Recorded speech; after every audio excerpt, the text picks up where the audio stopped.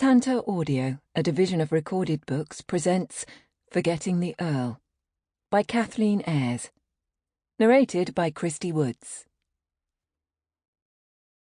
Chapter 1. London, 1836.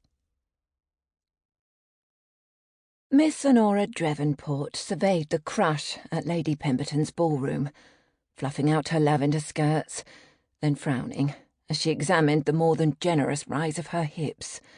Gloved hand flapping against one thigh, she silently prayed for the rise of flesh to be smaller, or at the very least appear much less mountainous than it seemed.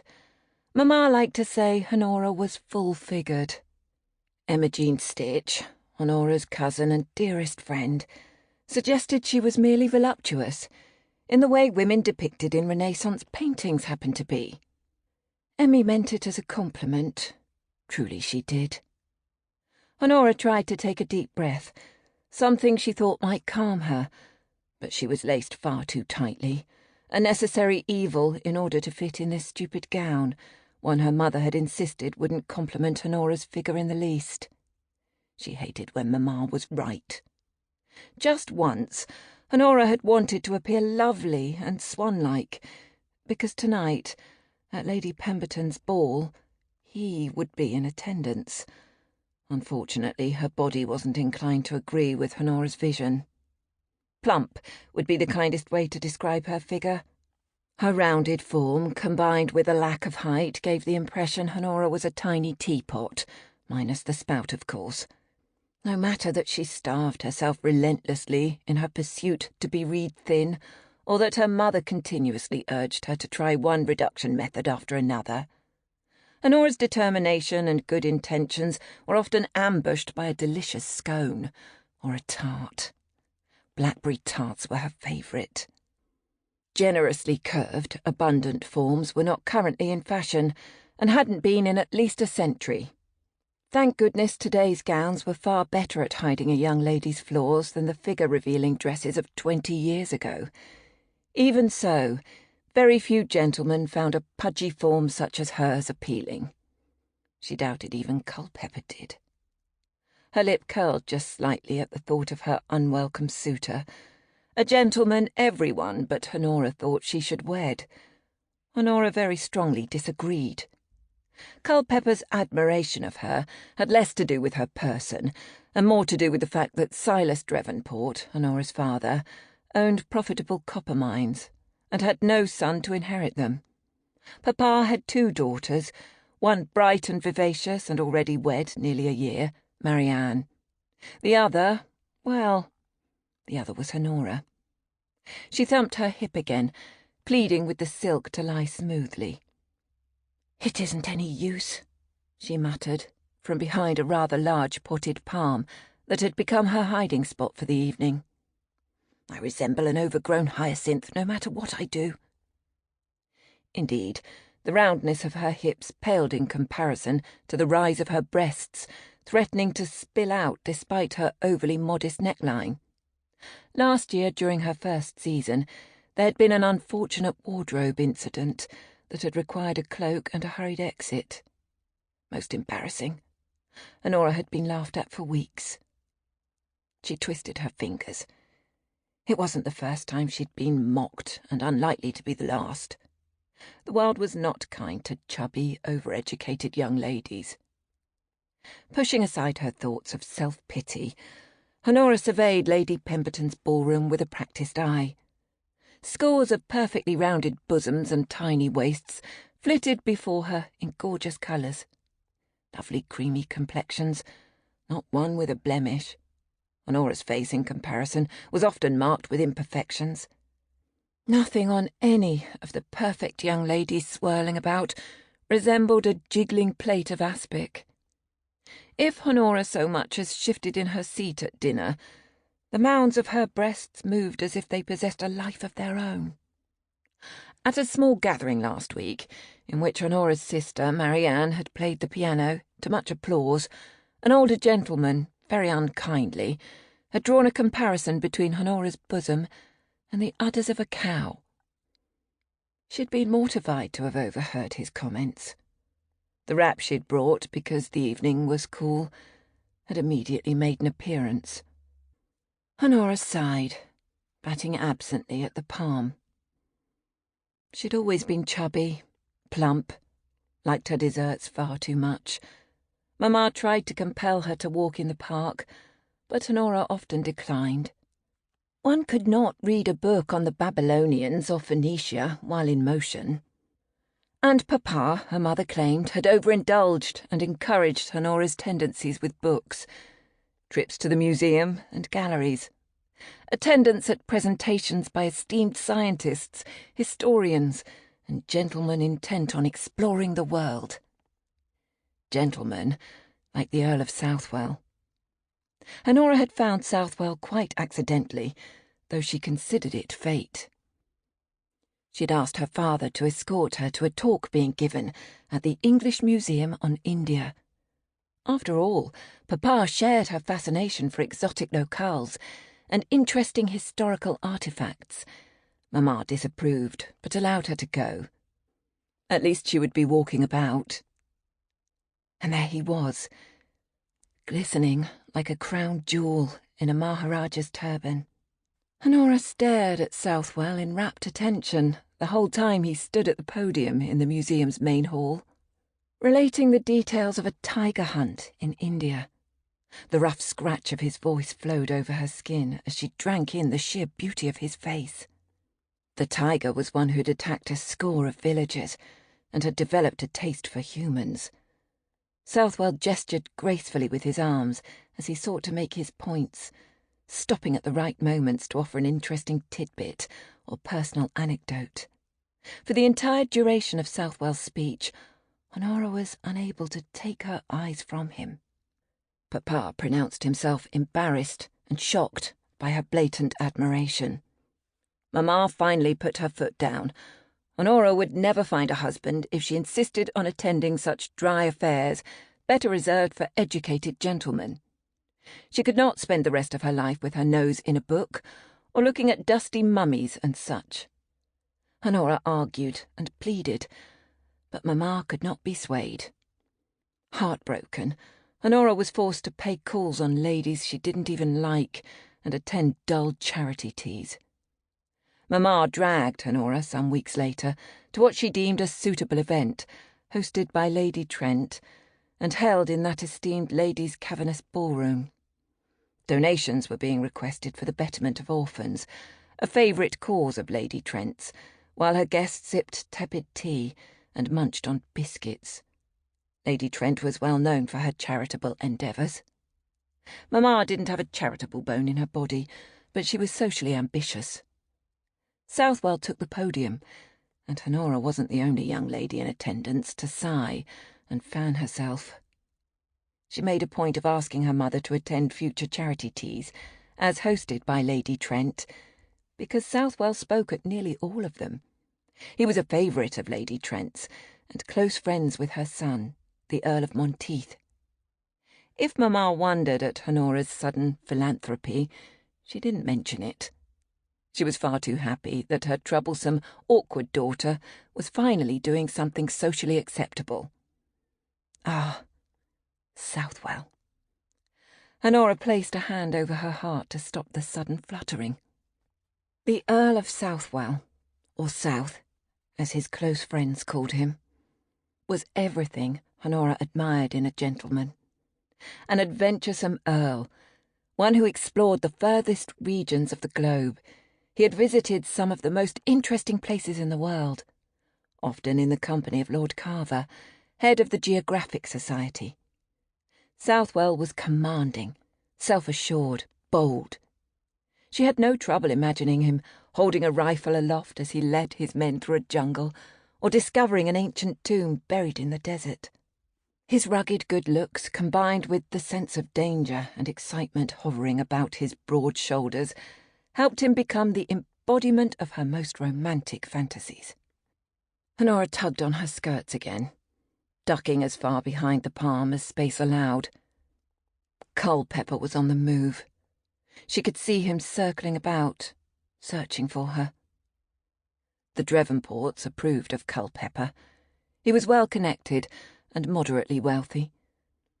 The sort of gentleman most women of Honora's station would find appealing as a future husband. Neither her mother nor her father could understand her reluctance in accepting his suit. Southwell entered her field of vision, sauntering across the ballroom like some sleek, sable-haired panther that inhabited one of the jungles he so often visited. His dark formal wear clung to a lean, muscular form, kept fit and powerful from his activities. Southwell was so attractive, so unapologetically masculine in comparison to the dandies strutting about Lady Pemberton's ballroom. Mamma insisted that a match with Culpepper would be splendid. That was the word she'd used, as if Honora's unwanted suitor was a sunset or a perfect rosebud. Good Lord, Mamma had said. Did Honora wish to remain a spinster like her cousin Emma Jean? Honora was already, horrors, in her second season. Culpepper was more than Honora could hope for, given her unfortunate silhouette. Honora ran her hand over the bulge of her stomach, impossible to see beneath her skirts, but she knew it was there. She was squeezed so tightly in the gown she was terrified she would either faint or split the seams. The palm frond tickled her nose, and she batted it away, distressed to find a bit of her hair beginning to fuzz against her cheek and temple. Drat! What was the point of using dollops of styling cream to keep her hair sleek? It never seemed to work. Honora pushed aside the palm frond in irritation. She could no longer see Southwell, and she dearly wished to. But the ballroom was enormously crowded. Anyone of any decent social standing was in attendance. Splashes of colour circled the ballroom, bright against the black formal wear of the gentlemen. Lovely hues of rose and powder blue, a confection in cream dotted with ribbons, dozens of sparkling diamonds, emeralds and sapphires graced throats, ears and wrists. Skirts rustled in time with the snapping of fans. Laughter rose in the air, while the musicians, discreetly hidden behind a painted screen, struck up a jaunty tune. Honora tapped her foot in time to the music. She didn't dance well, another fault Mamma liked to point out. "Miss Drevenport, there you are." A delicate gloved hand pushed aside the palm frond as Lady Annabeth Wadsworth, daughter of the Marquess of Kendal, renowned beauty, and the most sought-after young lady this season, peered at Honora. Light glittered off the tiny tiara perched on Annabeth's golden curls, nearly blinding Honora. Drevenport, Honora corrected her. Annabeth, in their short acquaintance, had never once addressed Honora correctly. Annabeth's brow wrinkled, making her look like a distraught fairy princess. "Isn't that what I said?" "No, actually you—" "Don't you find constantly correcting others to be tiresome?" Honora pursed her lips to stop her reply. She did find correcting others to be tedious, but she was only trying to be helpful when she pointed out the error of others. Mispronouncing a word, for instance, or giving incorrect information, could have a disastrous effect for both speaker and listener. "I didn't realise you were looking for me, Lady Annabeth." There was no good reason that Annabeth should be looking for her, though Honora supposed they were friends of a sort. Annabeth and Honora often found themselves attending many of the same charity events hosted by Lady Trent, where Southwell was the speaker. "Oh, do come out here where I can see you," Annabeth insisted. Tugging once more on her lavender skirts, Honora reluctantly emerged from behind the palm. Annabeth took in Honora's carefully styled coiffure, her smile faltering. "Oh, doesn't your hair look lovely tonight?" "Thank you." Honora patted the side of her tightly constrained tresses, braided and bound to her head with an overabundance of pins. Black as sin and more unruly than a band of orphans, Honora's hair would never behave enough to imitate the elegant style of Annabeth's shimmering curls. Mamma had even considered if shaving Honora's head would make the hair grow back in a more normal fashion. Of course, Mamma also wanted to scrub Honora's cheeks and forehead with a brush soaked in lemon water and vinegar to improve her complexion. "One should be seen at a ball." Annabeth's eyes roamed over Honora's petite, plump form, and she gave a small sniff of her perfect nose. "Your cheeks are a bit ruddy this evening. Shiny." "Thank you, Lady Annabeth." "And the colour is very flattering for your complexion." She squinted at Honora's forehead, lips curling in mild distaste, as she caught sight of the rather large blemish Honora's maid had tried to hide behind a gathering of curls. "I'm sure you'll be asked to dance if you just come out. You aren't hiding back there, are you?" "No, of course not," Honora stammered, embarrassed to have been caught doing just that. "I was only taking a moment's respite. The ballroom is quite warm." It wasn't a lie. Moisture was gathering beneath Honora's arms. She could feel the slow slide of it on her skin. "Is it warm? I hadn't noticed." Annabeth was the sort of young lady who never worried about unwelcome moisture. Nary a drop would ever dare gather above Annabeth's upper lip, or trickle between her perfectly formed breasts. It was very unfair. "Southwell is here." Annabeth tapped her forefinger against her chin. Honora tried to stop the warmth from flooding her cheeks. "I hadn't noticed." She tried to sound nonchalant, as if she hadn't been staring at him only moments ago. Annabeth knew of Honora's admiration for Southwell, as anyone attending one of Lady Trent's tea would. Honora did a poor job of hiding her affection. "My dear Miss Davenport." "Drevenport," Honora quietly corrected. A tiny wrinkle appeared again between Annabeth's plucked brows. "I'm sure that's what I said. You must have misheard me. At any rate, I'm well acquainted with Southwell, as you know, but you are not. And we are friends, aren't we, Miss Davenport?" Honora didn't bother to correct her this time. It seemed pointless. "You're interested in his travels. You adore the lectures he is fond of giving while Lady Trent begs us all for donations for one cause or another. I'm sure it isn't just orphans and war widows that compel you to attend such functions." "The talks he gives are marvellously interesting. I find that—" Annabeth waved the rest of Honora's explanation away. "Yes, I'm sure you think discussing tombs and such to be fascinating. I have never been able to garner much enthusiasm." Her fingers landed on Honora's arm. "As much as you esteem him, you've never been properly introduced, nor had the opportunity to tell him of your admiration. Wouldn't you like to?" Annabeth's pale blue eyes twinkled at Honora a bit too brightly. "I know Southwell would be honoured to know he's inspired you, Miss Davenport, truly." Annabeth tilted her head, fingers squeezing Honora's arm ever so slightly to make her point. The crowd parted as Annabeth spoke, enough so that Honora once more caught sight of Southwell. Southwell threw back his dark head in laughter, the tanned line of his jaw and throat shining in the light of the chandelier. And his features contrasted sharply against the paler faces of the other gentlemen. A glass dangled from one elegant hand, half forgotten as he spoke. "Magnificent, isn't he?" Annabeth's tone was wistful.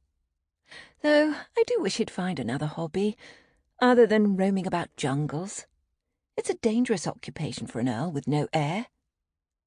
Her gaze landed on Honora once again. "Perhaps he's merely waiting for the right woman." Annabeth had made no secret of her intent to snare Southwell. "Come." She took Honora's arm once again. "You mustn't be shy in the least. Southwell adores discussing his travels. He'll be thrilled to find someone who is interested." Honora dug in her heels, torn between wanting to speak to Southwell and being mortified he'd remember her as the young lady who'd embarrassed herself at a charity tea some months ago. Mamma was still angry. "I can't, my lady, as much as I'd like to. The ribbon on my slipper has come loose, and I really must retire to fix it."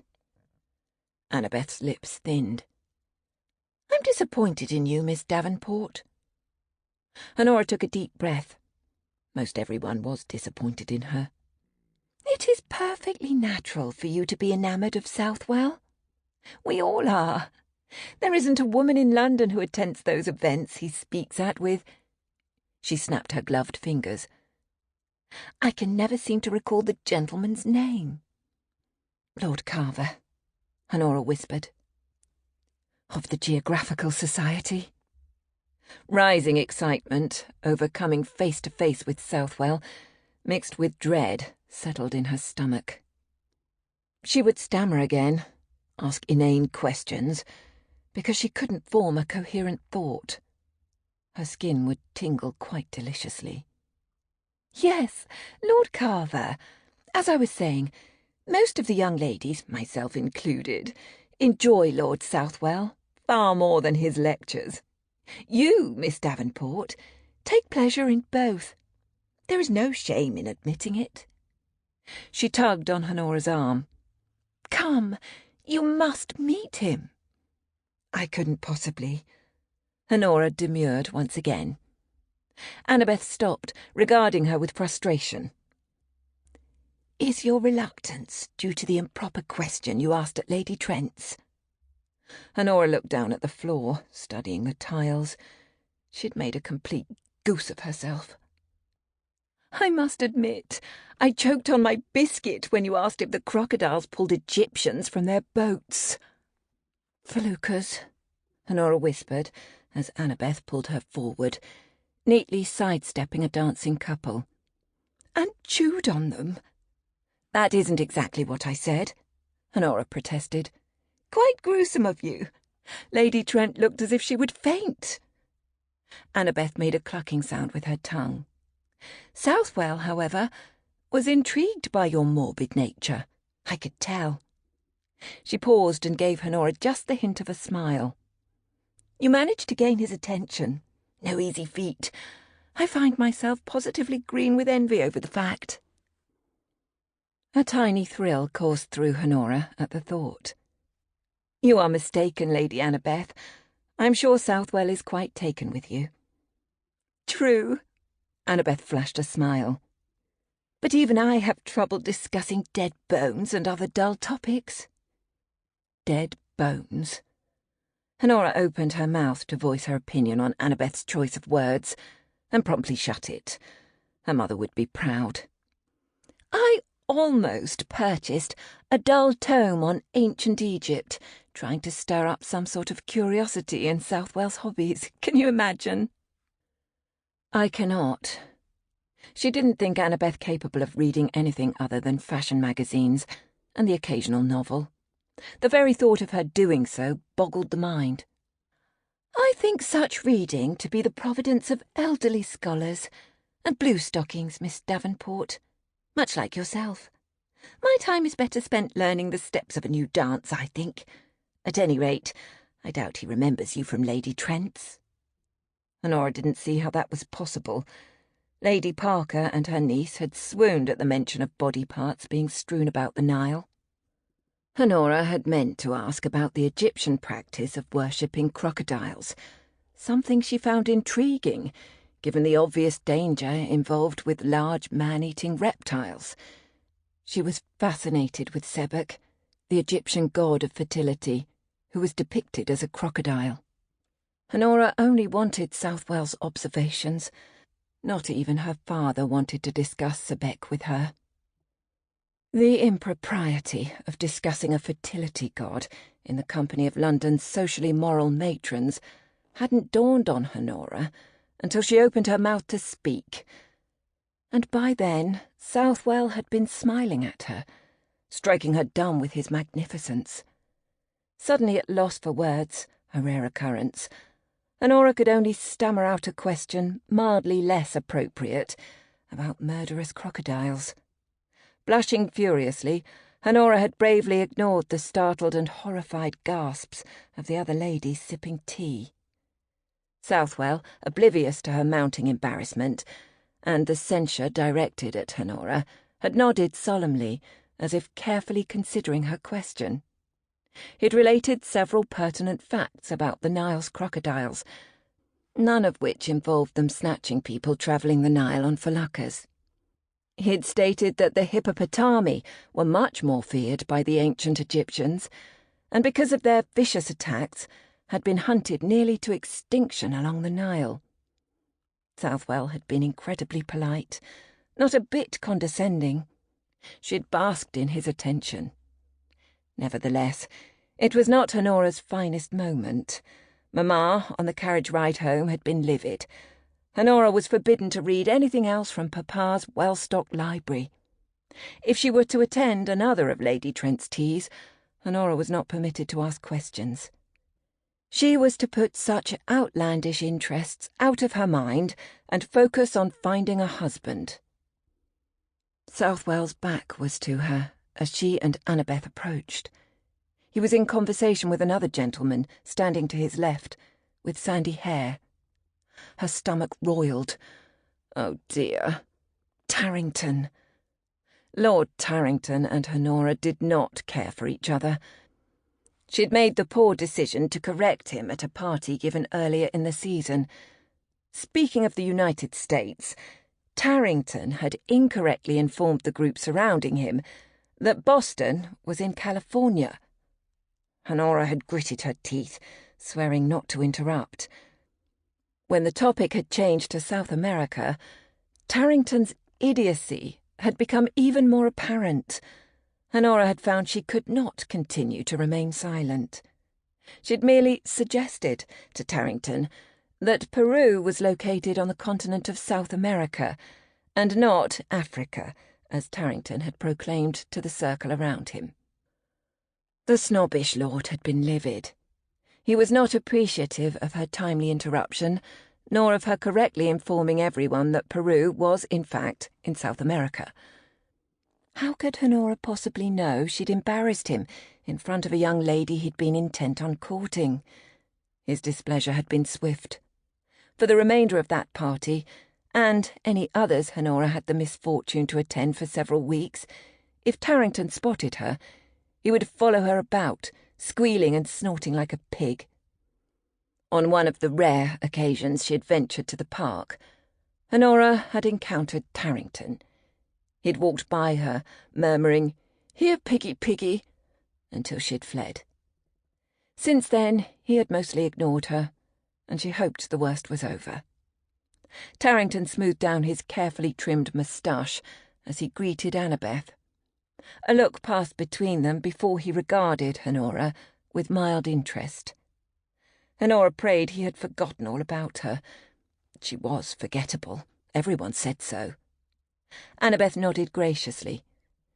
"Good evening, Lord Tarrington. Lord Southwell?" She bobbed prettily. "I've brought a friend to meet you. May I present Miss Davenport?" "Miss Davenport? How nice to see you again." Tarrington seemed polite enough, except for the mispronunciation of her name. But possibly he was only repeating Annabeth. "My lord." She dipped unsteadily. "Oh!" Annabeth laughed softly. "I didn't realize you two were acquainted." "I believe we met briefly at a garden party hosted by Countess Malvern. Miss Davenport was kind enough to inform me of the location of Peru." Tarrington's tone was bland, his pale gaze flickering over Honora. He was dismissing her. "Did you think it was in Asia again?" Southwell said, before turning to Honora. "The tutor his father paid for was a complete waste." "It was easier to just look over your shoulder during the exams, South," Tarrington bit out. "At any rate, this is Miss Davenport, brought to us by the lovely Lady Annabeth." He gave Annabeth another pointed glance before nodding to Southwell. "Drevenport," Honora said quietly. I am Miss Drevenport. Tarrington... Sample complete. Ready to continue?